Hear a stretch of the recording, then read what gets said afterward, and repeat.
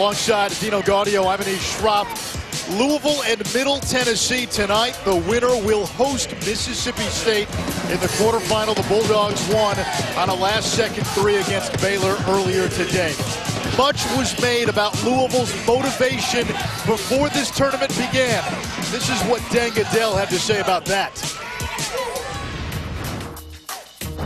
We have such a close group, and all we want to do is just spend more time together. We're very emotional, and we had to make a decision. I think it was a week earlier if we wanted to play in the NIT, but our mind was solely made up that we were going to make the tournament, and we're going to head into New York and win a couple of games.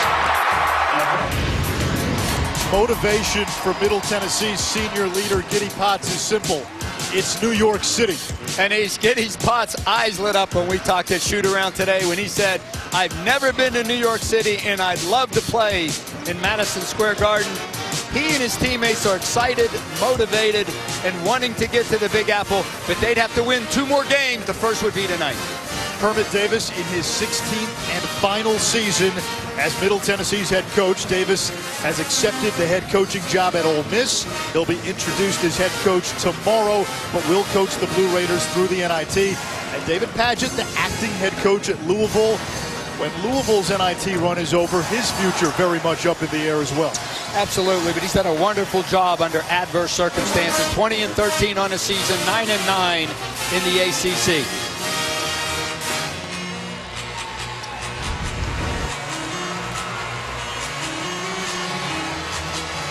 In pregame, David Padgett, 33 years old, 6'11". He towers over most people, including Kermit Davis. But these two teams, forget the conference affiliation, they're evenly matched. In fact, Padgett told us Middle Tennessee would be a middle-of-the-pack team in the ACC. And I agree with that, having coached in that conference for 9 years. Here is Dell, 20 points in the round 1 win. Kicking to the corner, and Sutton, the three-pointer, no good. New rules in the NIT. 4 10-minute quarters. An offensive rebound. The shot clock will reset to 20 instead of 30. 5 fouls per quarter before a penalty. The fouls reset at the end of every quarter. 3-point line further back. The painted area is wider. No good by Nick King. He gets his own rebound, and you see the shot clock resets to 20. And you know what, Anish, I love that rule because no sense setting it to 30. Usually 30 seconds shot clock. It allows 10 seconds to advance the ball into their front court. Here is Giddy Potts. And Potts smooth. He had 25 in the round 1 win against Vermont. Second all-time in points for the Blue Raiders. There's a guy that's played in, 4 NCAA tournament games. This arena isn't going to make Middle Tennessee wide-eyed. They played in a lot of tough venues. The last 2 years, they won an NCAA tournament game as a double-digit seed as Ray Spalding knocks down the jumper. And it was Potts 2 years ago, instrumental in that upset against Michigan State when Middle Tennessee shocked the world as a 15 seed. Donovan Sims, the freshman from Murfreesboro, Tennessee. Shot clock down to 7. Sims. There is Nick King, Conference USA Player of the Year over Sutton. And the rebound by Spalding, who had 13 pulls in round 1 against Northern Kentucky. And Anish, that's what they like to do with King. Isolate him at the elbow where he could create for himself. DJ King, the bank open on a Sunday. Well, that young fella right there, 2 gold medals with USA basketball. Whistle. Here comes Louisville in transition. King against Potts. Blocked by King. That is Nick King blocking DJ King. Louisville's offense is really predicated on their defense. A lot of deflections and steals. When we were here last week against Northern Kentucky, they made their run off of their defense. Now, Anish, Middle Tennessee's defense confusing at times. They'll play zone, 1-3-1, and at times in the same possession, they'll play 2 different defenses. David Padgett told us, fellas, don't worry about what they're in. We're just going to run offense. Let's just play basketball. He said don't expect Louisville to call many set plays. Yeah, you don't want to pull it out and go, they're zone, so we're running this. Now they're man-to-man, we're running that. But King is running that right there to the basket for the finish on the dunk. He's a tough matchup. Now here's their 1-3-1. Spalding, great position inside, it just could not finish. Long outlet the other way, it's Antoine Johnson. Good call. Donovan Sims travels. Yeah, you have a two-man game right there. There's the ball screen and a wonderful backdoor cut. Do what the game tells you to do, and that's what Nick King did. And what I mean by that is, hey, if they're overplaying you, go back. Zone. The lob for Spalding from Snyder. And a quick timeout by Kermit Davis. Well, we've seen Middle Tennessee play three different defenses now. Man-to-man, the 1-3-1, and right there, the 2-3. Louisville has answers, though.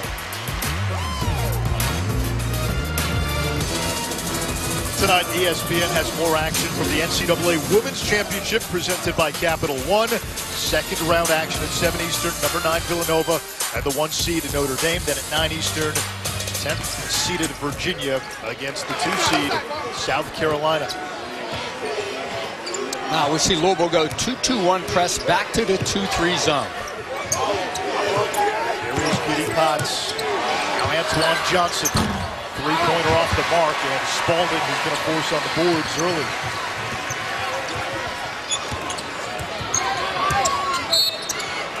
They're going to get a reach-in on Carl Gamble. And he's Ray Spalding, really active on the glass, really active in the half court as well. And with a smaller team, it's almost like Middle Tennessee plays 4 and at times 5 guards.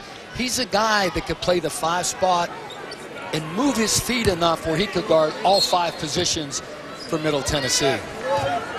Now here's the 1-3-1. When the ball goes to the baseline, they morph right into a 2-3 zone. Out of bounds to Middle Tennessee. The Blue Raiders, regular season champions in Conference USA, 16-2 in league play, but lost in the Conference USA tournament to Southern Miss. Very impressive in the round 1 win against Vermont, 91 points, 25 of which came from Kitty Potts. And Middle Tennessee shot 63% from the field, and even with that 3-point line moved back, almost 50% from deep.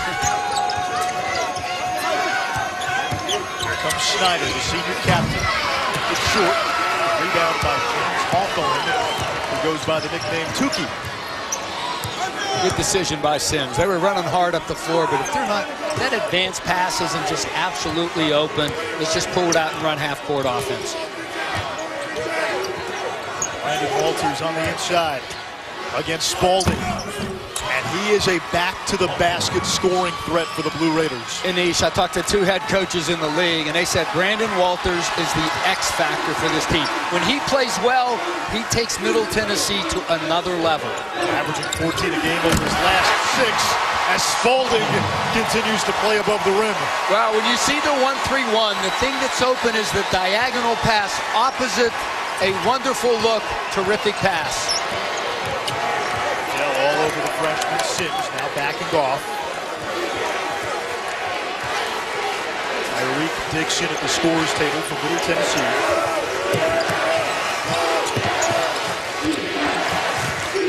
Sims, no room to operate, and here comes Snyder. Feeding Spalding on the inside, who gets the bounce, 8 points, 4 of 5 from the field for Ray Spalding.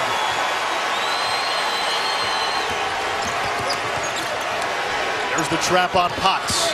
Johnson down the lane. Spalding got a piece, but we get a foul. You know what I love about Middle Tennessee, and when they see the pressure, they're not just breaking the timeline and pulling it out. They are attacking, trying to score. Watch the diagonal pass to the lower left-hand part of your screen. Terrific lob. And the reason that's open is Sims is supposed to drop to the bottom of that defense. They got Dwayne Sutton on the foul. Spalding, 8 of Louisville's 10. Cards up too early.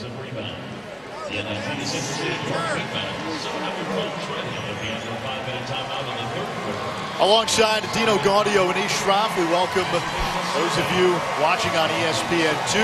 Louisville leading Middle Tennessee 10-8. The winner of this game will take on Mississippi State in the quarterfinals. If you win that quarterfinal game, it's on to Madison Square Garden for the semis and the championship. And to reiterate what David Padgett said to us before the game, Middle Tennessee might be from Conference USA. To Padgett, this is a team that could fit in the middle of the pack of the ACC. And Ish, I was in the ACC for 9 years. I agree with I echo his sentiments exactly. This is a high-level team. We saw they have bigs that could play, and without question, Nick King, third-team All-American, first one at Middle Tennessee, and Giddy Potts, they can absolutely be in the middle of the pack of the Atlantic Coast Conference. Now, this is what we're looking at right now, the quarterfinals on one half of the NIT almost set. We're just waiting for the winner of this game, Louisville or Middle Tennessee. Whoever wins will host Mississippi State on Tuesday. Marquette and Penn State winning this weekend, so Marquette will host the Nittany Lions with a trip to the semifinals at Madison Square Garden on the line. Earlier today, how about the Louisville women? They're a #1 seed, knocking off Marquette 90-72 to advance in the women's tournament. And the women played earlier today, so now you've got to get all the new lines. This is our time lapse. It only took 1 hour and 20 minutes to do this. And with the NIT, the painted area is widened, the three-point line is pushed back. You have to make some cosmetic changes to the court. No question, and they did. And Anish, I'm just amazed the 2 times we've been here to cover the NIT. The crowd here is incredible. Almost a packed house. And as we were coming into the arena today, we run across a couple gentlemen that said they had gone to the ladies' game, went out, had a couple cold beverages, and are now back for the men for the NIT. As we see the new rule changes, the 4 10-minute quarters. I love that the best because of the second item there. Teams shoot 2 free throws with the 5th foul, shooting 1-and-1s down the stretch. And those fouls reset at the end of every quarter, and the shot clock off of an offensive rebound, instead of going back to 30, resets to 20 seconds. Which makes sense because you need maybe the extra 10 to advance. We're seeing Louisville press tonight, where Middle Tennessee's crossing the timeline, and you look up at the shot clock, there's 20 seconds. Offensive rebound, you're already in the front court. David Padgett going over strategy with his team. Kermit Davis in his 16th and final season as Middle Tennessee State's head coach. He'll become the Ole Miss head coach. He's accepted the job, and he'll be introduced at a press conference in Oxford tomorrow. But he will coach the Blue Raiders through the NIT. And for David Padgett, it has been a stormy season as the acting head coach, given all that happened. Rick Pitino getting fired before they started practice, the athletic director being let go, all the scandals. He has been the steward through this tempest. And if his future as a head coach is not at Louisville, it's going to be somewhere in Division I. I agree. We talked about it before when Andy Kennedy took over for Bob Huggins at UC. Similar situation. Andy won 20 games and used that as a springboard to get the Ole Miss job. Obviously, Kermit's taking his place tomorrow with the press conference at 5 o'clock. But David Padgett could be a head coach. And Middle Tennessee is going to be in the market for a head coach. Yeah. You might see him in blue next season. Louisville, before its first-round win against Northern Kentucky, had to answer a lot of questions about whether they wanted to play in the NIT. Started slowly. Dang Goodell, who misses that shot, had a big second half, and the Cardinals found their mojo in the second half. And David Padgett feels that there's going to be a carryover. He said if they lose tonight, it's not going to be because of effort. No, I think after you get that first game under your belt with the disappointment of not being in the NCAA tournament, now guys are just playing, trying to get to New York City. Middle Tennessee, meanwhile, put a shellacking on Vermont, 91-64 in round 1. And they scored 32 points in the third quarter in a 10-minute span. And held Vermont to less than 10. This is Tyreek Dixon, Bentonville, Arkansas. That's where the Walmart headquarters are located.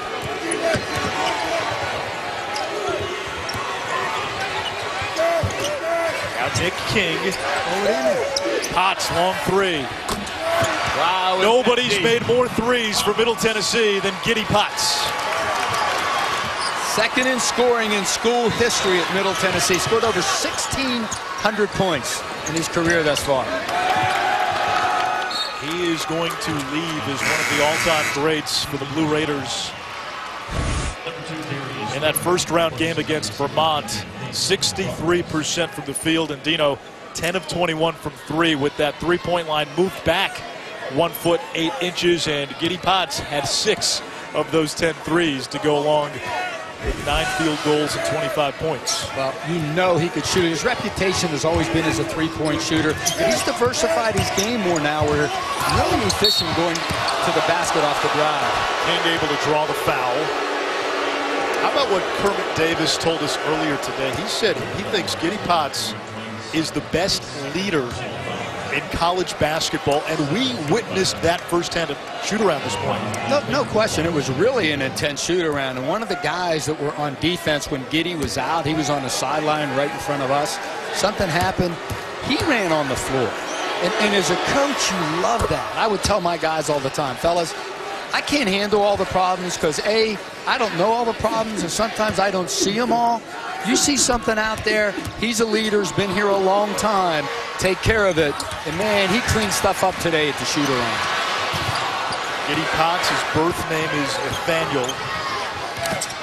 Got the nickname Giddy while his mom Tina was laughing through labor, and he was literally giddy from birth. We get a foul on Walters. Second team foul. Remember in that upset of Michigan State a couple of years ago when Middle Tennessee was a 15 seed, it was Potts who had 19 points against the 2-seeded Spartans.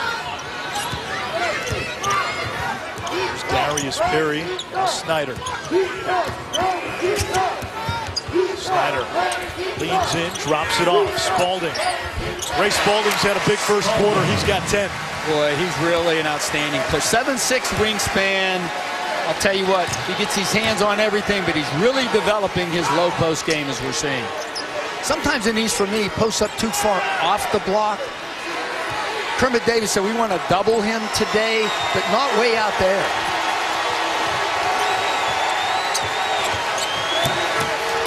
Potts. Three-pointer no good from Edward Simpson. The putback by Walters. Boy, is Walters talented. Wow. It's a kid in 2 NCAA tournament games last year, averaged 10.5 points, 5.5 rebounds, and he only played Walters 15 minutes a game. And a foul on the floor. It's against Simpson. Now, Snyder with the step through. I'll tell you, Ray Spalding against a big kid in Brandon Walters at 6'10", but he gets up so high and extends. And you know what, Quinn Snyder? 4 dimes so far in this one. And I want to say at least 3 have ended with a Ray Spalding basket.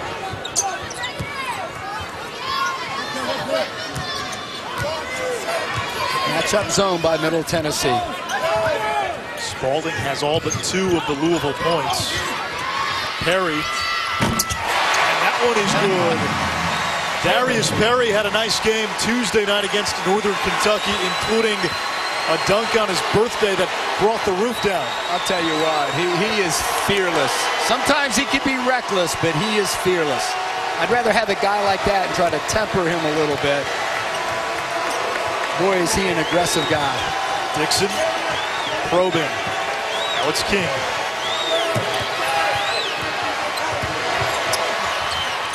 Dixon shot off the mark, rebounded by VJ King. Louisville can hold for 1.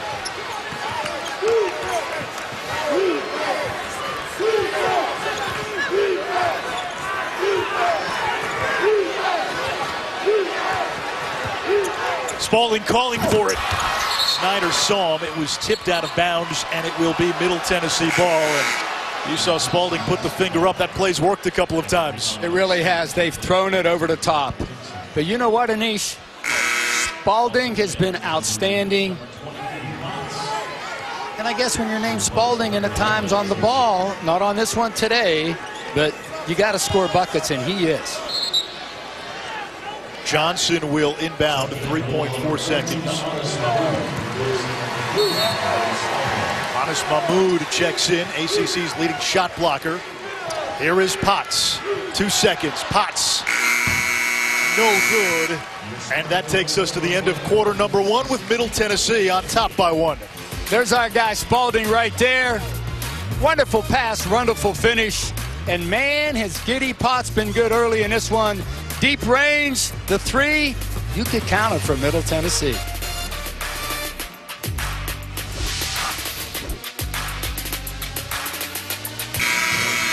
Round 2 of the NIT between Middle Tennessee and Louisville. Blue Raiders this year 12-1 in true road games, and look at their neutral site losses.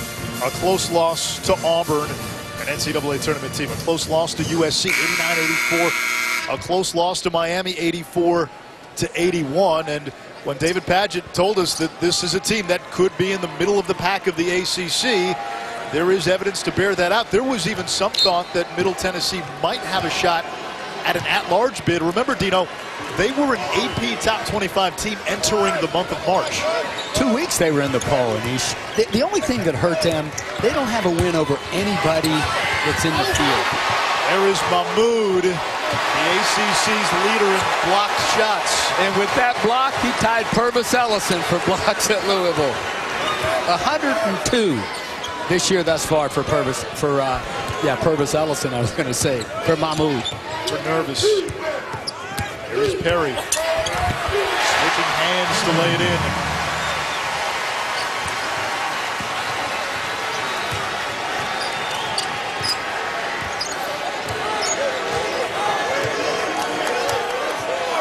Well, you can extend and pressure defensively. When you have a guy like Mahmoud at the basket, he provides resistance at the rim. He'll erase mistakes if you get beat off the dribble. The 3 ribs out for Potts.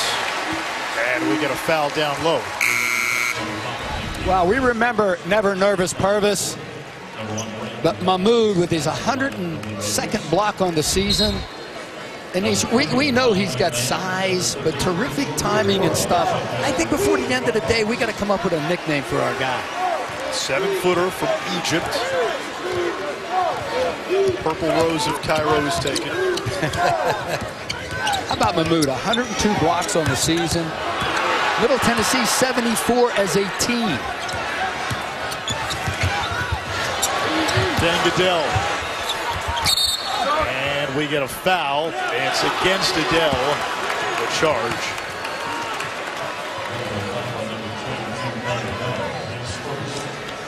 Well, earlier today, Syracuse, the last team in, had to be in one of the first 4 games, knocking off the 3 seed Michigan State. Syracuse will play Duke in the Sweet 16.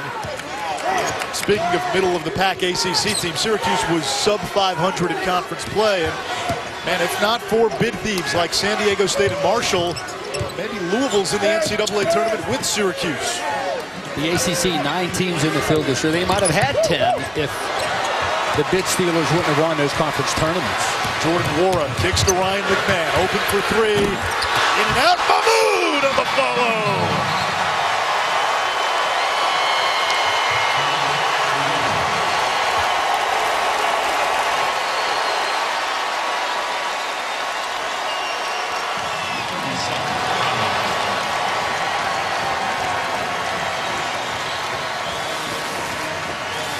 I'll tell you, Anish, when you have a big guy that runs the floor, there's the steal.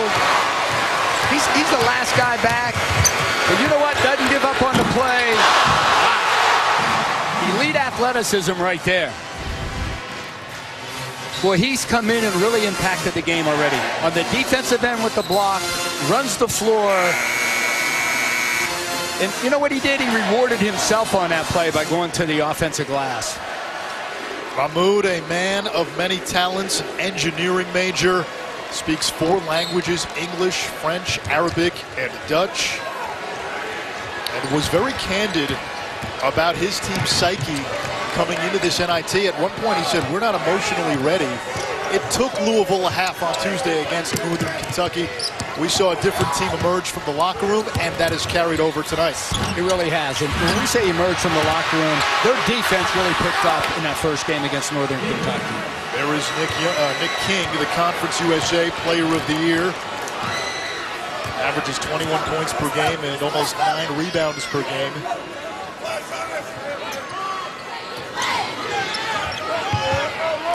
Mood against Walters, stumbles. And we'll get a foul on Walters, his second. This is what Anas Mahmoud said. This was before the first round NIT game. We realized playing and participating and actually putting in the effort to do what we came here to do was the best decision. There was a report that the players voted not to play in the NIT, and that vote reportedly took place before the ACC tournament. After Selection Sunday and after the selection show, there was a players-only meeting. Even the coaches really had no idea what went on in that meeting, but there was a lot of chatter. Dangadell told us on Tuesday there was a lot of chatter about what kind of team comes out. How motivated are we? And for Louisville, again, the first 20 minutes on Tuesday, it didn't look like they were fully engaged, but picked it up in the second half. And here's how this works with the NIT, having coached and about a month out from the end of your season. The push-off right there when he's offhand on King. But about a month prior to the end of the season, they send you a form, you fill it out, and say then whether you're going to participate or not.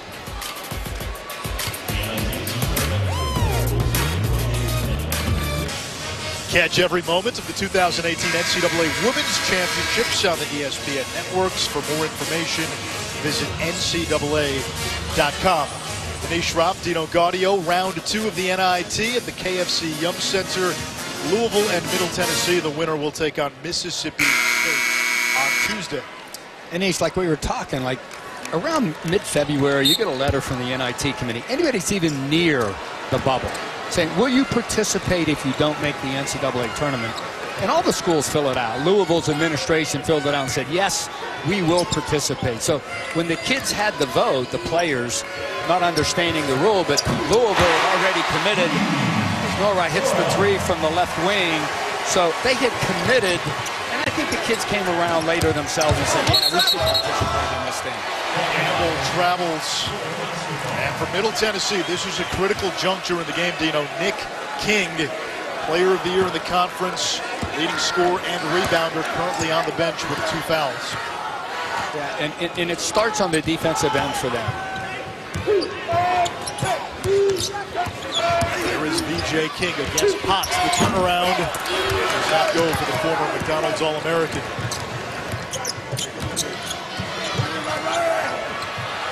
Dixon, 3 is off the mark. Wara there for the rebound. Snyder. Over to McMahon. Catch and release. Good. The toughest 3 to guard is the one in transition. Middle Tennessee's conversion defense has to be that. And then Mahmoud devouring Johnson at the rim. And Denise, the other thing, you can press and extend when you have an eraser right there at the backboard like Mahmoud. Was straight up, hand high, like 12 o'clock on the hands of a clock. The thing I love about him is terrific timing to go with the size. Potts will inbound. Largest lead for Louisville. Johnson chases it down all the way at the other end. Accelerates across the timeline. 13 to shoot. Now Johnson and Giddy Potts have to be the offense with for Middle Tennessee right now, with Nick King out.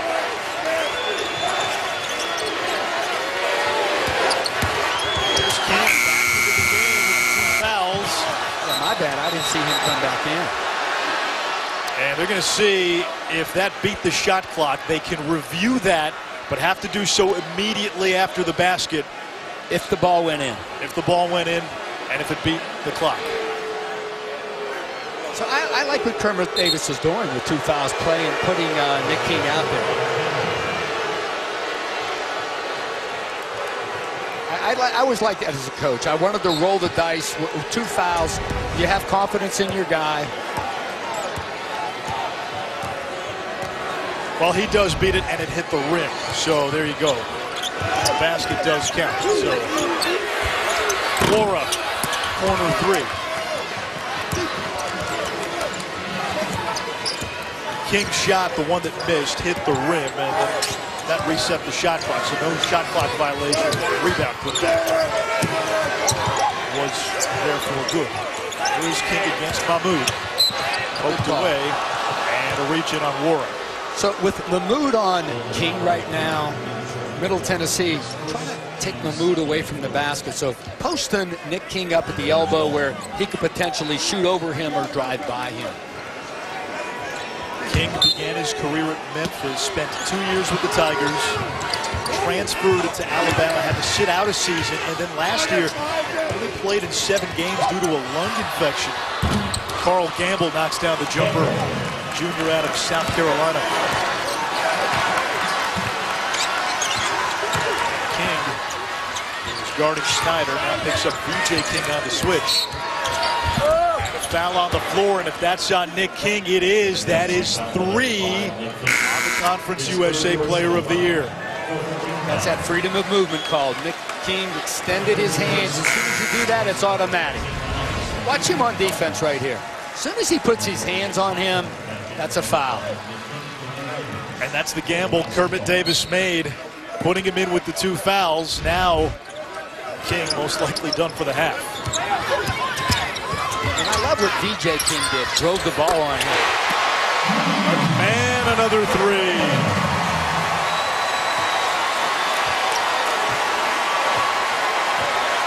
Yeah, when Rick Pitino was here, our colleague Dick Vitale called Pitino and said, Rick, you got to see this kid. He could shoot from Sarasota, Vitale's hometown. And I'll tell you what, it's paying off. Here comes Wara. All the way to the basket. And we'll get a blocking foul underneath. Foul is on Theron Shelton Schmidt, the freshman. Coming up at the half, Maria Taylor, Andy Landers, and Rebecca Lobo in the studio. We'll look at today's WNCAA tournament highlights. Plus, the NIT rules. Dino will pontificate what he thinks of the rules in place for this year's NIT and which ones should be adopted full-time into the men's game. This young man right here at the foul line, Jordan Nola from Buffalo, New York, coach's son, and plays like it. Really good IQ. Has a strong body, excellent feel for the game. Bright future for the freshman at Louisville. 6'8" with range. He actually got hurt Tuesday in the win against Northern Kentucky, but nothing serious and good to go tonight.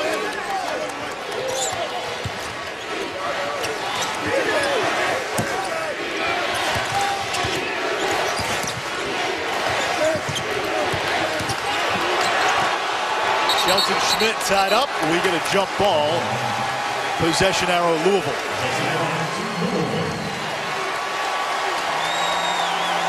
You know what, Anise? There's no NCAA hangover in this game. Both these teams playing really, really hard. A lot of energy, a lot of enthusiasm. You know, you question coming in whether they're going to play hard or not. No doubt playing really, really hard. And we talked about it earlier. Quentin Snyder really orchestrating the offense right here, doing it mostly off the pass. That's his 7th assist, and for McMahon, his 3rd 3.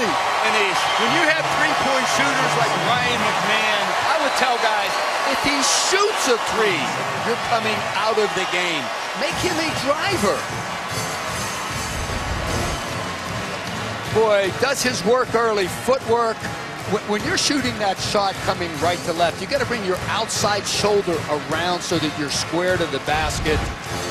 Picture perfect mechanics from Ryan McMahon. But Vitale knows he can understand who can play and who can't.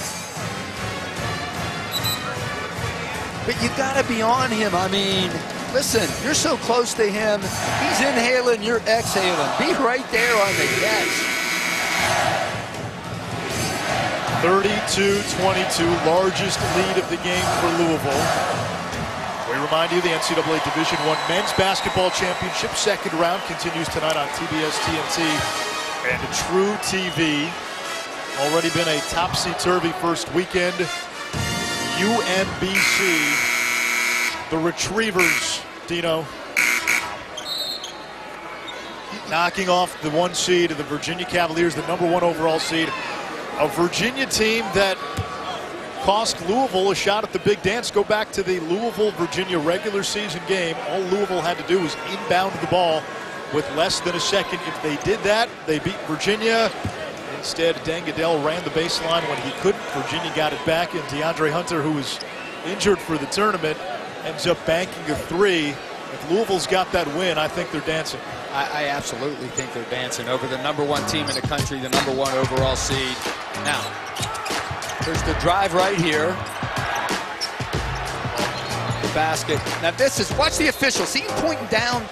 You have a spot you can't run. And on the right side of the screen, he runs the baseline. Now this is 9/10 of a second. And then, boy, there's Hunter. You know what? You give him that chance to do something like that, bank him in, and that's what cost Louisville a trip to the NCAA tournament. Giddy Potts comes up short. Here comes Snyder. McMahon's been running the one spot on the wing. Well, he's the 2 guard, and that's his job, to run the right wing, and that's what he's done. And they found him.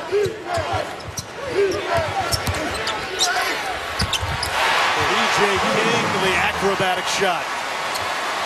He's always been an outstanding offensive player. Didn't play a lot last year for Coach Pitino because he didn't do it on the defensive side of the ball. But man, he can really score. And a Paul VI high school in Cleveland. Hawthorne against Spalding. The rebound to McMahon. Snyder pushing.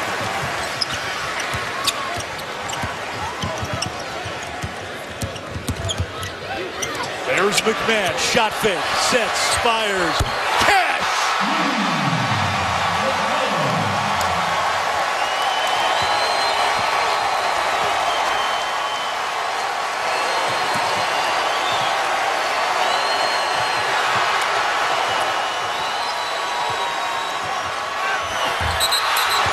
Will be a goaltend on Spalding. Louisville's lead has mushroomed to 15. Ryan McMahon, 4 threes in the first half. He's got a dozen. Number 30 on target at the Ump Center.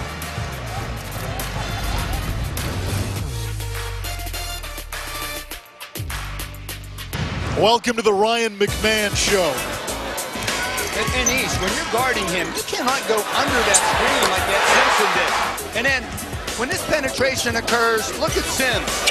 Well, your body might be in help, but your mind better be with that kid right there. I would tell our guys, listen, this is a team game played by individuals. You got to take pride in your individual matchup. Who's on him? Got to go to coach and say, Coach Davis, I got him. He's mine. He's not getting any more. And you look what Kermit did. He got Giddy Potts on him right now in the matchup. Problem is, they switch handoffs and screens. I was coming our way. I was ready, Dino. And you know what I loved about Giddy right there? Like, you know what? Guys would look at me and go, Coach, he's hitting. Well, you know what? If he doesn't have the ball, he can't score. So play him before he catches it, like Giddy Potts did right there. McMahon, 12 points, 3 off a career high, still in the first half. McMahon will drive it. Gobbled up. It comes back to Snyder. Shot clock at 8. Snyder will fire. Louisville 7 for 12 from 3-point range. Boy, this is a different team as we've seen since Nick King has went out with that 3rd foul. Player of the Year in Conference USA. And Middle Tennessee misses his versatility. Antoine Johnson. Turnaround. Tough shot. He makes it. So you know what, Anise? Since January 20th, he's been outstanding, Antoine Johnson. 12 points, 48% from the field, and 44 from threes. He's a guy that has to pick up his offense in this one. McMahon is fouled. It is on Gamble, his second. You know, they got giddy pots on McMahon now. Now, as he comes out for this steal, if he'd have came out with his left hand, that's another 4 or 5 inches, he would have had the steal. That would be the proper technique on denying on the wing. So this is the 6th team foul of the quarter, and there's no 1-and-1, there's no single bonus. It goes straight to the penalty, so two-shot fouls. And then at the end of every quarter, the fouls reset. You get to 5 fouls in a quarter, and it's automatically 2 shots. And it's the other thing we would chart after the game when we watched film, so that you had accountability. We'd mark who's responsible for what points we gave up. If it was a 3 and you were on the guy, that's -3 for you. And then, hey, maybe it was ball screen action, and the hedge guy on the ball screener or the guy on the ball both didn't play well. Boy, a nice hand for Ryan McMahon right there. Each guy would get a point, but there has to be accountability. Who's responsible for points that we've allowed? Johnson nearly had it taken away. Here is Dixon, the leisure studies major. Into the post, Gamble. Altered and perhaps blocked by Spalding. You can't double clutch. If you're going to go up against a shot blocker, go right at his chin. Can't fade away on that guy. Schneider. Wara. No good, and that is the end of the first half. Louisville with a 14-point lead. Ryan McMahon. He had 13 in that first half, and Louisville outscored Middle Tennessee 26-10. Nick King picked up 3 fouls in that first half. When he left, Louisville made its run, thanks in part to the redshirt sophomore from Sarasota. We'll check in with Maria Taylor in the studio after these messages.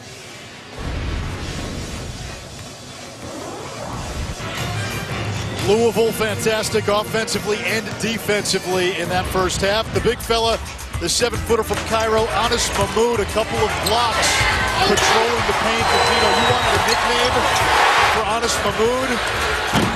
This is a very inclusive broadcast, so our producers are all over, including on social media, Chris Young, maybe related to Carl Young or Carl Jung. How about the Egyptian eraser? Do you like it? I like it because that's what he does. He's at the back of their defense and he erases mistakes. Maybe we put something on the front of that, either E squared or double E, but I'll tell you what, that's what he does. He erases mistakes. Brandon Walters, nice move down low around Spalding. And Walters, I love how he used the rim as a protector to keep Spalding away from blocking that shot. A little more aggressive defense now out of Middle Tennessee with the 1-3-1. You see Nick King, 5 and blue, back into the game as Sutton finishes. King picked up 3 fouls in the first half. And when he went out of the game, Louisville made its big run to swell the lead to what it was. Yeah, and that 1-3-1 defense, that Sims, Donovan has to get on that backside. That's his responsibility for basket protection when the ball's away from him. King against Dangadell, using his body, drew the contact, and will get a foul. Second on Adele. You know what, Anise? Sometimes on offense, that's when you pick up that extra foul. So he needs to be careful not pushing off with that offhand. Watch his right arm. You got to be careful. I want him being aggressive, and I like what Kermit Davis has done. Get to him early in the second half and try to get him going offensively. He has been such a mismatch for opponents this season. Kermit Davis employs him as the hybrid 4, and it's a position that he's utilized well at Middle Tennessee. LaRon Dendy, who transferred from Iowa State, was a hybrid 4. So was Reggie Upshaw, who was here last year, and Ja'Cory Williams, the Arkansas transfer. Dendy and Williams, like King, conference players of the year. And when you have that guy that's a stretch 4 like that and utilize him like Kermit Davis does, and he'll do a lot of that, of course, at Ole Miss when he gets there in the SEC. That's how our game has expanded, where now all of a sudden it's smaller ball. I tell you, Nish, if he could defend better, Nick King at 6'7", he'd have a chance at the next level. Spalding cleans it up off the scrum. Well, for now, King in Middle Tennessee staring at a big second-half deficit. Kermit Davis was telling us it shoot around a lot of emotions because once this NIT run is over, we'll go down to Mississippi. He's a Mississippi native. It's Walters with the catch and finish. And how about this? If Middle Tennessee is able to come back and win, they would host Mississippi State in the quarterfinals of the NIT. It's going to be Kermit Davis's big rival at his next school. So his alma mater, he went to Mississippi State even though he's going to coach at Ole Miss. That's beautiful, isn't it? They got a way to go, though.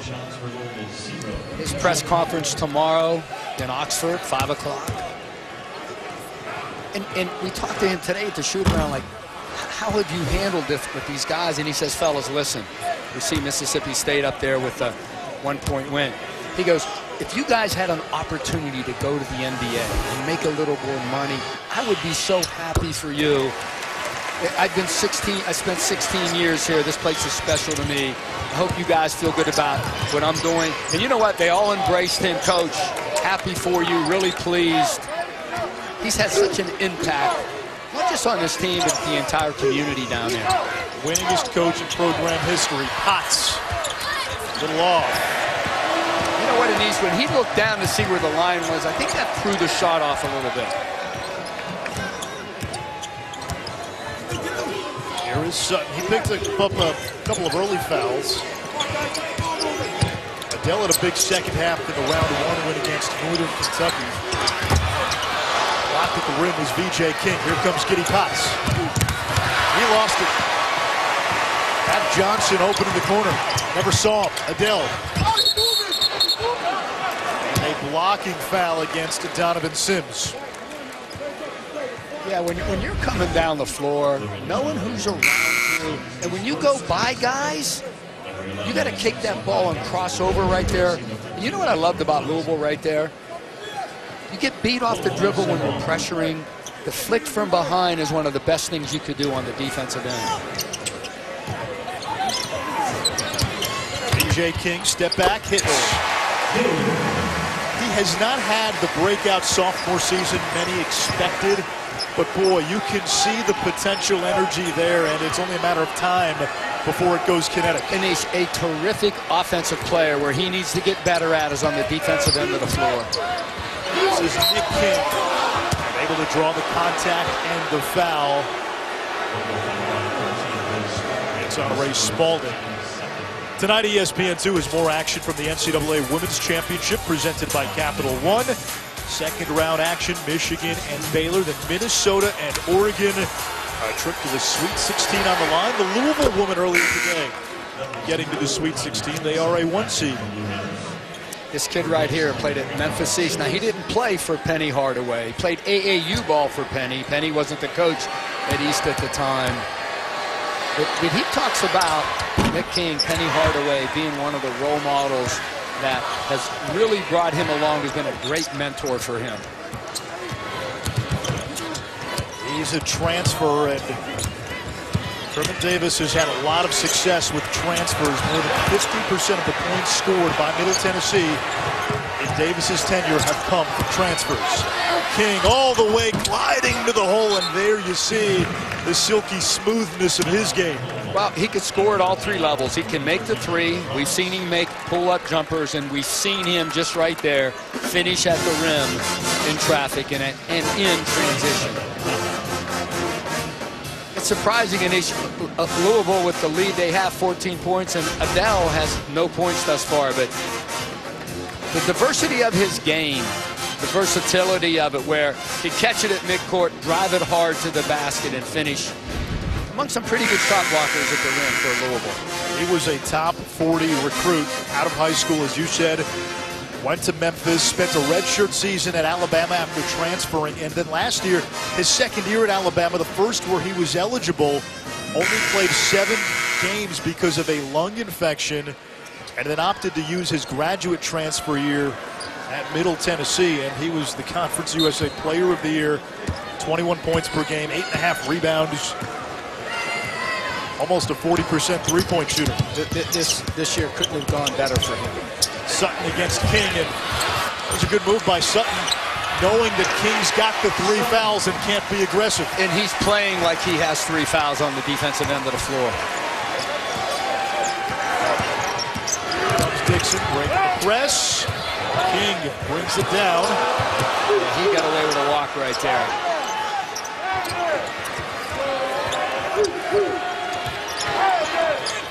Potts has been quiet since scoring 7 early.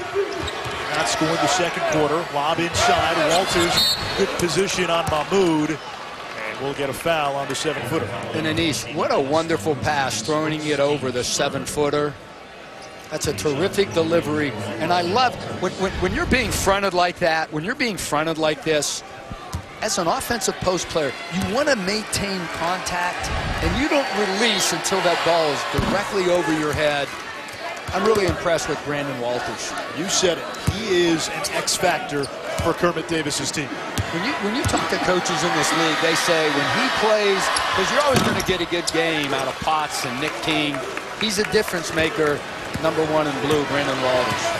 6'10", 250, a former All-State lineman in high school. Goodell, Louisville's leading scorer, has yet to score. Only 1 field goal attempt. He had 20 in round 1, 16 in the second half.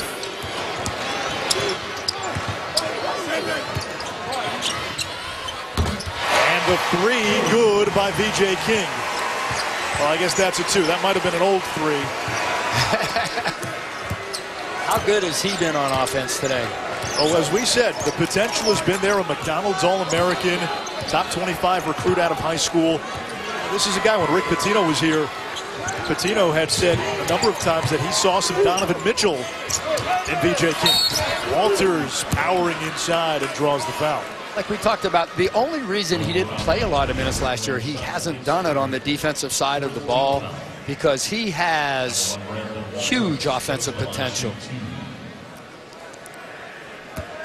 Dwayne Sutton just picked up his 3rd as you see VJ King. Brandon Walters against Vermont, 7 for 11 from the field, 6 rebounds, 4 blocks. Boy, this guy is a terrific talent. In the 2 NCAA tournament games last year, in just 15 minutes a game in East, almost 11.6 rebounds a game for this guy.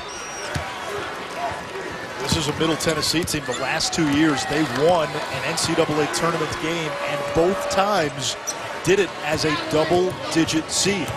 Well, until what UMBC did this weekend, this might have been the biggest upset ever, their win over Michigan State, a 15-2 a couple years ago. Yeah, right up there.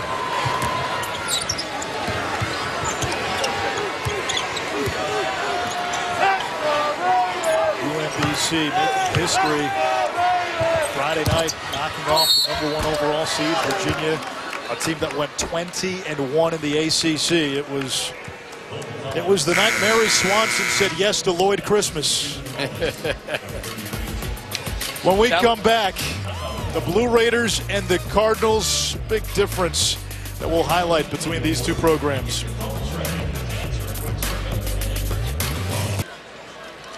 Both these programs have been playing basketball for a long time. Louisville, the 10 Final Fours, 42 NCAA tournaments, 70 NBA players. Middle Tennessee's got 10 NBA players, but there is a disparity in program history. But you know what we found out when Kermit Davis talked to us this morning? There's no intimidation factor for Middle Tennessee coming into this arena. They've played big games. They've beaten big-time teams, and this is a veteran group. Absolutely. And the last time these two teams played, Anish, in December of 2005, the guy sitting on the bench for Louisville right now, he had 18 points, 6 for 9 from the field. David Padgett, 4 rebounds. And in that game at Freedom Hall, Kermit Davis got tossed from the game. And as Louisville come out of the huddle, Rick Pitino sees Kermit walking by, like, what the heck happened? So he felt bad, invited Kermit to the Derby, which Kermit accepted the invitation. So Pitino, Kermit Davis friends, and David Padgett laid it on Middle Tennessee the last time these two teams went at it. And Padgett had fun telling us that story before the game. King It's from the outside. Remember Oregon last year when they were in the Final Four with Dylan Brooks. Kermit Davis has said that's the role Nick King plays in this offense. And I'll tell you, it really makes them, despite what we're seeing tonight, only 42 points, really makes them a proficient offensive team. Remember, they scored 32 in the third quarter against Vermont. They can get back in a hurry and stick to it miss underneath. Right now, King being aggressive offensively. Got that one by the Egyptian eraser. Snyder to the rim. They'll shoot two. Every moment of the 2018 NCAA Women's Championship is on the ESPN networks. For more information, go to ncaa.com. Yeah, Mahmoud has to be quicker on his second jump right there. Get back in the game after that first play. Nick King quicker to the ball, quicker to his second jump. That's how he got it back in there. Snyder, this NIT will be the final games of his Louisville career. Local kid, played his high school at Ballard, where he broke Allen Houston's scoring record, and came to Louisville. They've had some tough times here, obviously, this year with the things that happened with the coach, the AD, and the turmoil, having the championship vacated. But remember, 2 years ago, through no fault of the current group, Louisville did not take part in the postseason. Self-imposed for the penalties, and so these guys right here, Anise, as freshmen to seniors, Snyder went to an Elite Eight. As sophomores, the self-imposed penalty. As juniors, lost to Michigan State in the second round, and here they are in the NIT right now. Aura no good, and the Blue Raiders with a chance to cut this deficit to single digits. Here's Potts. Kicks to Johnson, open three. It's good, and all of a sudden, it's a 7-point game. Timeout, David Padgett. We talked about it. Middle Tennessee will not be intimidated coming into the Yum Center. Yeah, I'll tell you, it creates a little space with that offhand, but, you know, I love how he drives with strength to the basket. And this guy right here, Johnson, since the end of January has been outstanding. 44% from behind the three-point line.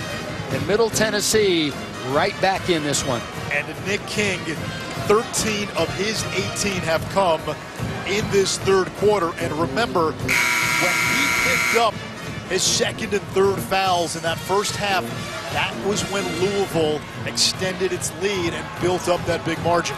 Anise, when you're playing him, know your personnel. We would tell guys, KYP, know your personnel. What I mean by that, take away his left hand. His speed and strength is in his left hand when he drives. That's what you need to take away when you're on defense against him. We get a foul on Tyreek Dixon. In 16, took down Michigan State until this weekend. The biggest upset perhaps in NCAA tournament history, then lost to Syracuse, and then last year took down Minnesota and lost to Butler. This team, they've been in big games like the one they're in right now. And had a big first half with 13. Wara, that's a three. It's good. And answer at the other end.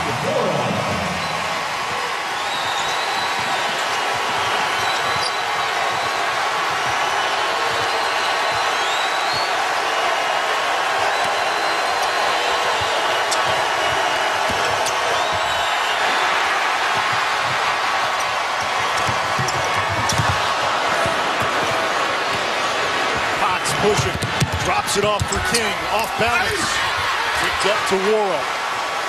He wants to calm things down. Fast pace right now. And Spalding with the deflection on the other end of the floor. That's Louisville right there. He gets his hands on so many balls. Freshman Darius Perry over to Spalding. 12 points, 6 of 8. Spalding, nice move on the inside. He's got 14.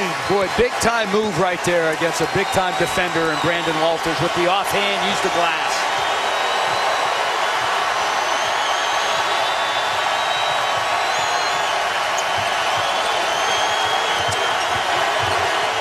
And has it taken away. Wara dunks it home.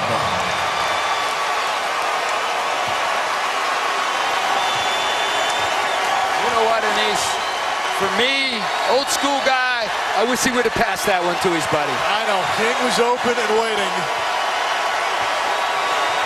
And now Middle Tennessee against the deafening percussion of the Yum Center. Johnson will quiet the crowd.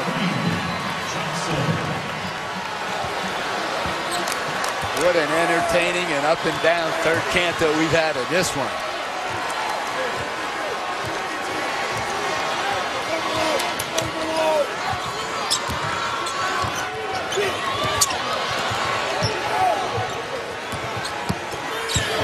Spalding on the inside, and Ray Spalding with 16. He leads the Cardinals. Boy, he has been good inside, Ray Spalding. Used the backboard on the prior possession 2 possessions ago, and then right there took it right to the shot blocker. Final seconds of the third. Potts has to shoot it. He does. Would have counted. It's no good. Middle Tennessee got to within 7. Louisville answered. Yeah, when you're up the floor, get your head up. Throw that one ahead to your buddy. Good dunk. Would have been even nicer if he'd have passed it. And wow, has Ray Spalding been outstanding in the third quarter. Nice jump hook.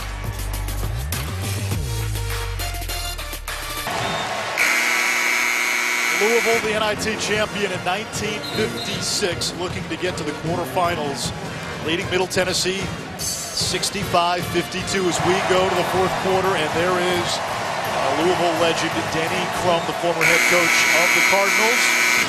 David Padgett, the acting head coach, and for Padgett and his counterpart on the Blue Raiders sideline, Kermit Davis, will this be their final quarter as their current team's head coach? Davis has already accepted the job at Ole Miss. He will coach Middle Tennessee through the NIT, and for Padgett, his future very much up in the air whenever Louisville's NIT run is done. And then same thing for 2 outstanding players and point guards in Giddy Potts and Quentin Snyder. 12 for Jordan Wara, who knocks down the 3, his 3rd triple. And it's a 16-point lead by Louisville here early in the 4th. Walter snatches it and lays it in. Dino, you know what I've been impressed with? This is our 2nd trip to Louisville within a week. We were here for the first rounder. You saw Mississippi State Baylor earlier today. A lot of these NIT games. Give a lot of credit to these fans. Timeout by Perry. Just tremendous enthusiasm in the arena. And I was really impressed with the first game we did last week. And then this one here, unbelievable. They opened up the upper deck here because of the fans coming in. A lot of them from Middle Tennessee as well. But what a great basketball environment. Louisville just used its final timeout. Oh, we remind you, Sports Center tonight after the NCAA Women's Tournament. John Anderson and Kevin Connors have you covered. They'll wrap up Rockets and Timberwolves and let you know if Houston extended their lead in the West. Tom Rinaldi and Andy North preview Tigers' road to the Masters. Is Tiger back? Dino, I know he's made golf more interesting since he's been better. Is he back? I think he is back. You know why? Because I think he's healthy. That's the reason why. And everybody you talk to says, hey, if he's healthy, he can keep improving, get better.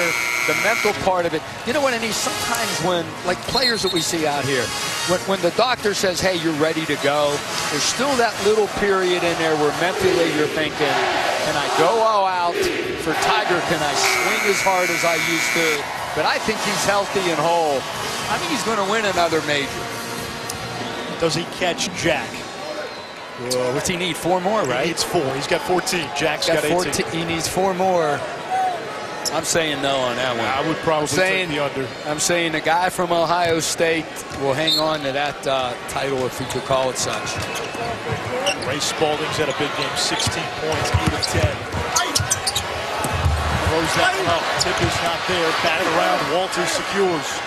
Here comes Johnson. Taken away by Perry, but we get a foul. All right, really like Brandon Walters. We've been talking about him all night. Conference USA, that guy on your front line.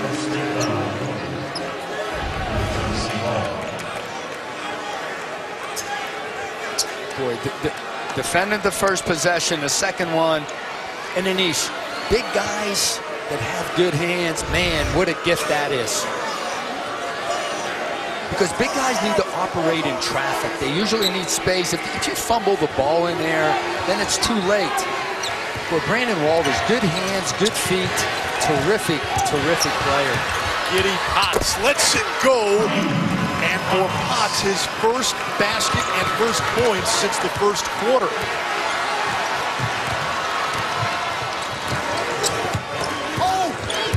Still plenty of time left. McMahon had 4 threes in the first half. Drives, kicks. Here comes VJ King. Off balance, and he'll draw the foul. Well, Walters can't believe it. Walters comes by us, goes, I never touched him. Well, they didn't call it on him. They called it on Dixon. Yeah, they need him going, get this guy right here to get going. I love the step back to the new three-point line. The step back was which created the space for him to get the shot off Anish. For VJ King, what can this NIT do for him going into next year? Well, confidence is unbelievable right now.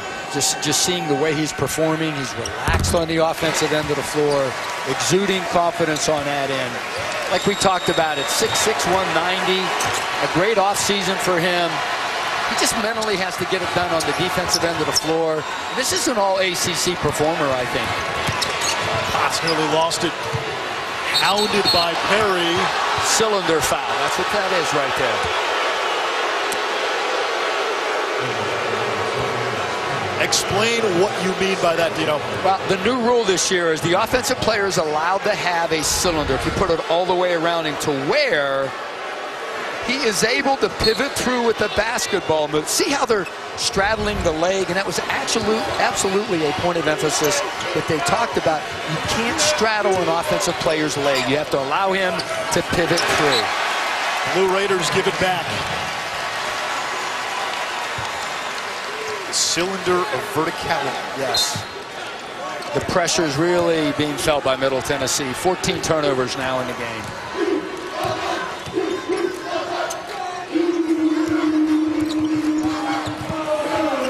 Spalding double. Nearly turned it over. King lost it. And touched it last.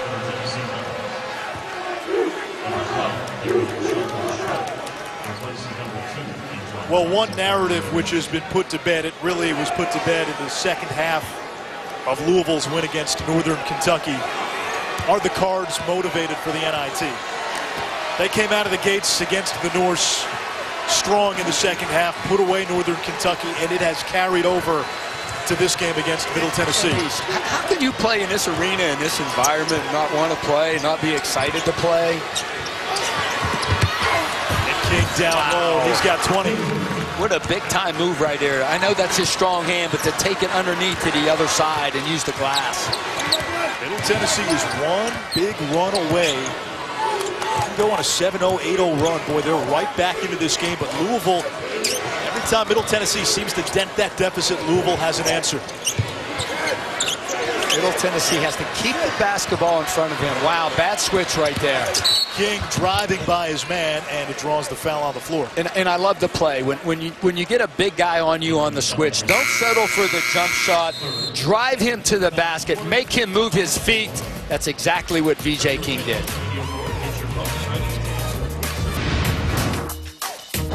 We have such a close group, and all we want to do is just spend more time together. We're very emotional, and we had to make the decision. I think it was a week earlier if we wanted to play in the NIT, but our mind was solely made up that we were going to make the tournament, and we're going to head into New York and win a couple of games. That was Dan Goodell after Tuesday's win against Northern Kentucky. There were reports out that the Louisville players had voted before the ACC tournament not to play in the NIT, and we did that game, Dino. We wondered what sort of Louisville team would come out. Dan Goodell made it very clear. This is a group that likes playing with each other. David Padgett reiterated that to us. There is a band of brothers mentality. They want to continue to play with each other. And I don't think there's any questioning their motivation anymore. B.J. King off the side of the backboard.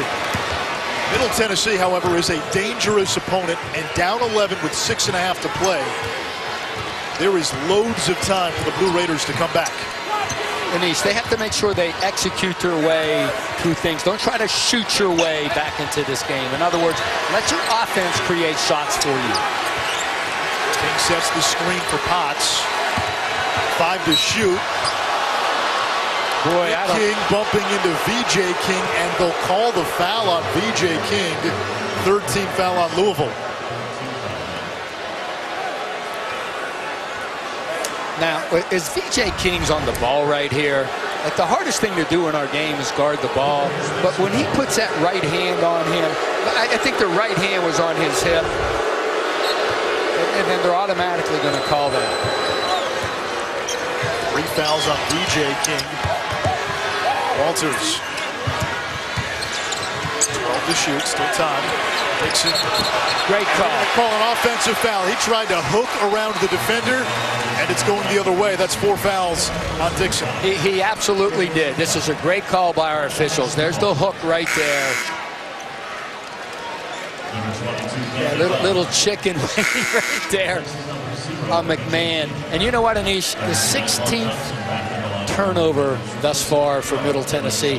And you know Kermit Davis has to be frustrated. He's telling these guys, fellas, if they're good enough to beat us, which they might be, fine. Let's don't beat ourselves. And that's what Middle Tennessee's doing on offense. Ed Simpson checks in for Dixon. Middle Tennessee today playing without one of its key reserves, David Simmons. He did not make the trip. Missed some classes during the week, and Kermit Davis, until the end, instituting the discipline. Perry bumped. Every moment of the 2018 NCAA Women's Championship is on the ESPN networks. Go to ncaa.com for more info. Your home for all 90 NCAA championships. As the freshman Darius Perry out of Powder Springs, Georgia, will go to the line to shoot 2. Boy, this kid right here can really, really pressure the basketball. Quick, athletic. His numbers aren't reflective, but a really good shooter as well. I just think he has a huge upside. Sometimes he tries to, get too much too soon, but I like his aggressiveness. He had a dunk on Tuesday. A fast break, in-your-face flush. It made the rounds on the interwebs and on SportsCenter.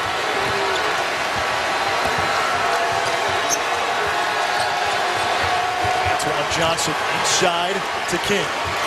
Over Adele. Rebound to McMahon. Dang Adele, Louisville's leading scorer, still has not scored. And the Cardinals have a double-digit lead. And she's only taken 1 shot in 18 minutes. McMahon had a big first half with 13, including 4 threes. Everybody switches on defense for Middle Tennessee with the exception of the big guy. And McMahon, the sophomore from Sarasota, has matched his career high with 15. Hey, 3-point shooter. Hey, listen, I got a little more game than that. Nice drive to the basket.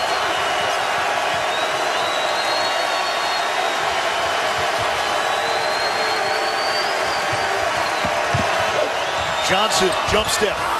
Too strong. Rebounded by Dangadell.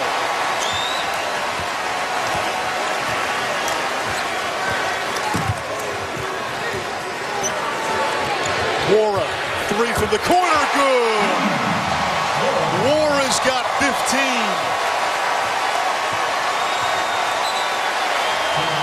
Timeout. Kermit Davis.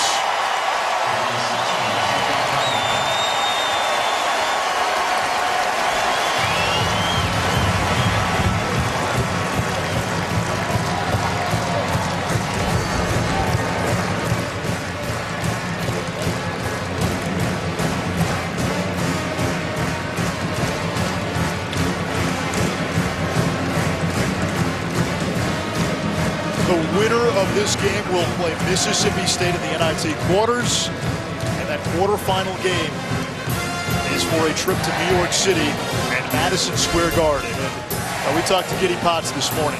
He told us he has never been to New York. He told us growing up his school took a field trip there. He didn't go. 8th grade, and he's small town from Alabama. He wants to play at the Garden, wants to play in New York City.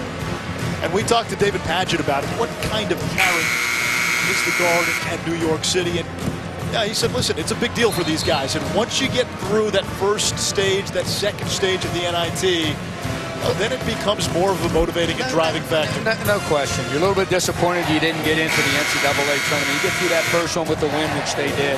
And then like I said, how you could play in this building right here with the fan support and the enthusiasm. This is an NBA arena now they have right here. It's incredible. You know, a level playing field in college is an illusionary concept. Teams have better budget, better facilities, better travel. Some schools have elevators, some schools have ladders. Guys with the ladders just keep climbing. Ryan King backing down Adele. There's the double team. Walters will go to the line to shoot two.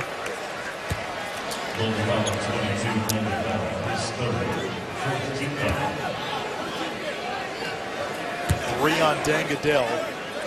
Well, Dino, if you're Middle Tennessee, 4:17 to go, as you see some of the words by David Padgett after not making the NCAA tournament. That first press conference, it was a day or two before the first NIT game. Man, you think of the words that he used. He used the word disappointment repeatedly, devastation.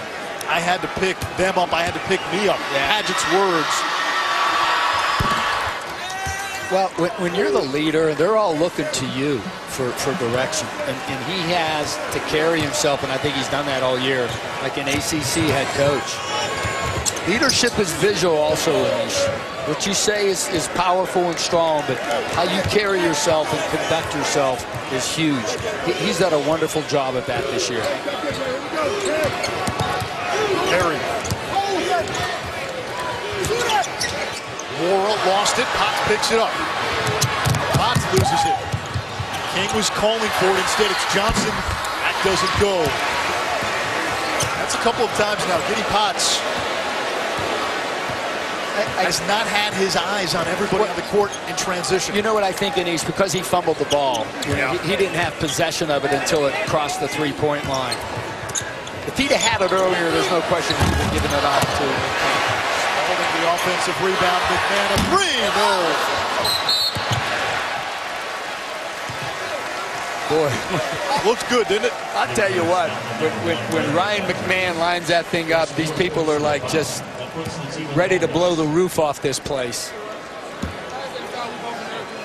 You know, Anish, we talked about some schools have just so much more than others, but that doesn't mean those other schools can't win. We've seen that with UNBC and Loyola Chicago, and then how about Nevada taking down Cincinnati this afternoon as well. I was going to make that point. Nevada, against one of the best defensive teams in the country, rallied from 22 down to knock off Cincinnati. Does Middle Tennessee have the DNA for an 18-point comeback with 3:18 left? I know we got 3:18 left, but I'm going to be honest with you. No.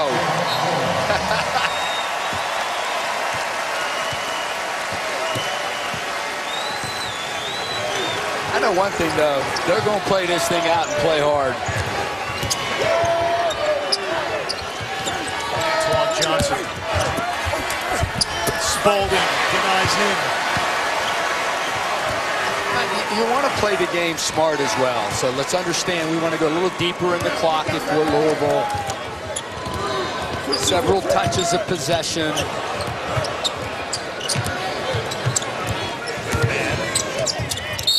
Inside to Spalding. He is bumped by Potts. 2:43 left here in regulation. Louisville closing in on a trip to the quarters.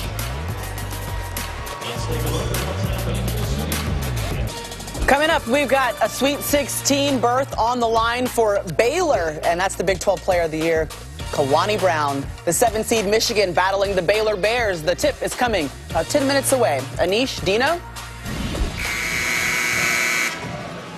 Kermit Davis, head coach for 16 years at Middle Tennessee, the winningest coach in program history. He is set to become the next head coach at Ole Miss. He's accepted the job. He'll be introduced tomorrow. The plan was to coach Middle Tennessee through the NIT, and down 18 with 2:43 to go. You can read it on his face, the emotion starting to swell, as after a long run of more than a decade and a half, Kermit Davis is going to have to say goodbye to Middle Tennessee and Murfreesboro. And he told us the emotions would be hard when this situation came. Yeah, absolutely, and as it should be. And I would always say, Anish, like, be running to something, not from something, and that's exactly what he's doing. He's running to a really good situation. Great job in the SEC with a new arena down there as well in Oxford. But what a terrific job he's done here. Walters on the inside. 16. And you'd hope all the success they have that one of the assistants have an opportunity at the job. Whether it's Greg Grensing, who's been with Lon Kruger for so many years.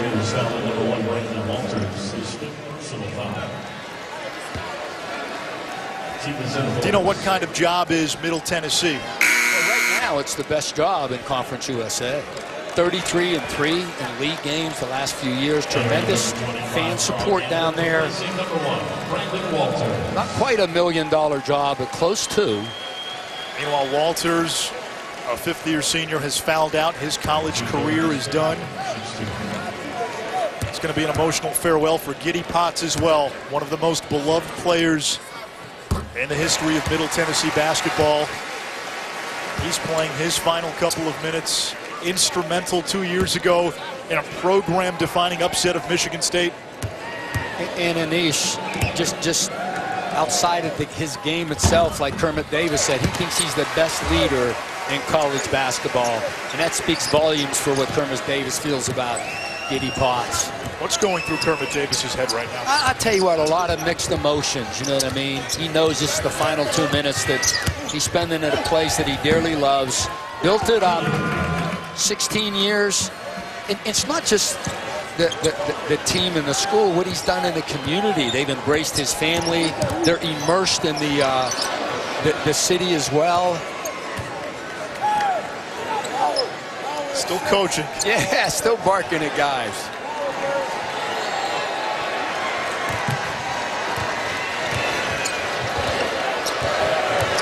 Five to shoot. Perry from the elbow. Shot clock violation.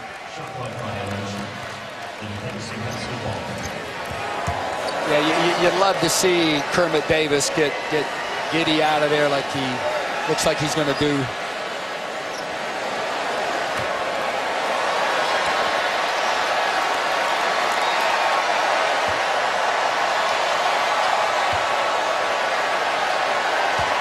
There's guys that raise your program to another level. Giddy Potts is one of those guys at Middle Tennessee. He will go down as Middle Tennessee's second all-time leading scorer. #1 in three-pointers made. The most starts in school history. And he had a huge hand in the biggest win in school history when he scored 19 when Middle Tennessee, as a 15 seed, beat Michigan State 2 years ago. Dixon blocked by Mahmoud, the Egyptian eraser.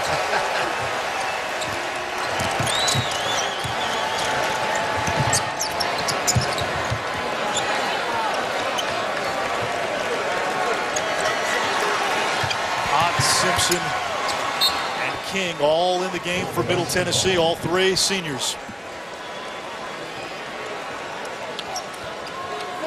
This is a really good basketball team, Middle Tennessee, that just ran into a juggernaut offensively in Louisville today. Cardinals 55% from the field, 11 of 21 from three.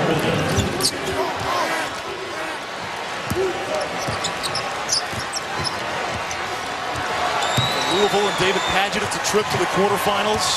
They will host Mississippi State. King with a chance to add to his total. He's got 24.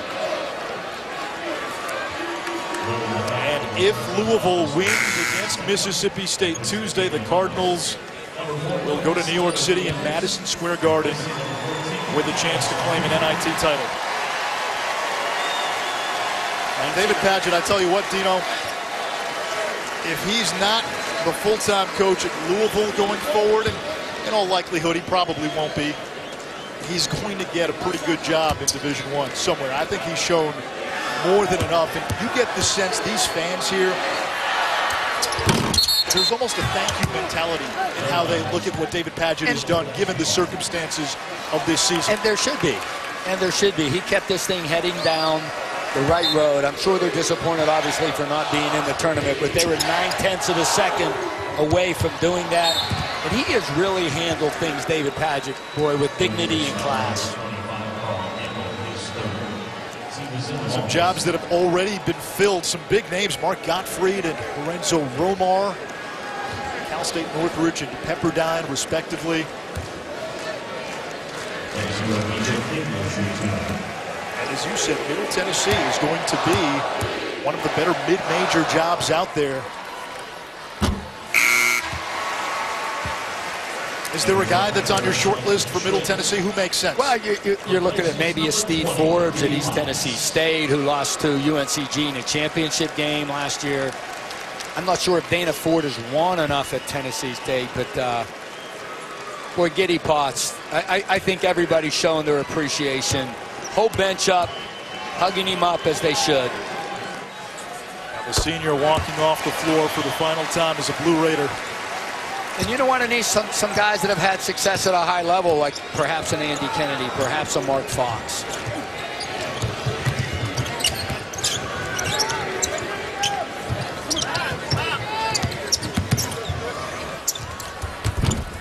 Rattles home for Shelton Schmidt, the freshman. And Louisville can dribble out the clock.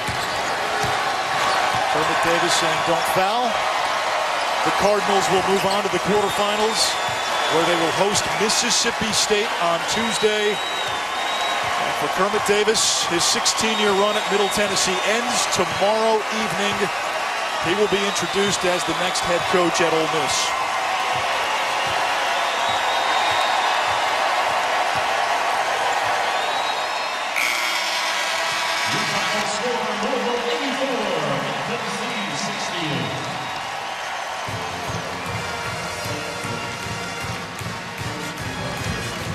So Louisville moves on. It'll be the Cardinals and the Bulldogs of Mississippi State. A couple of seniors share their final on-court embrace. Final score from the Yum Center, Louisville 84, Middle Tennessee 68. Out we go to Waco.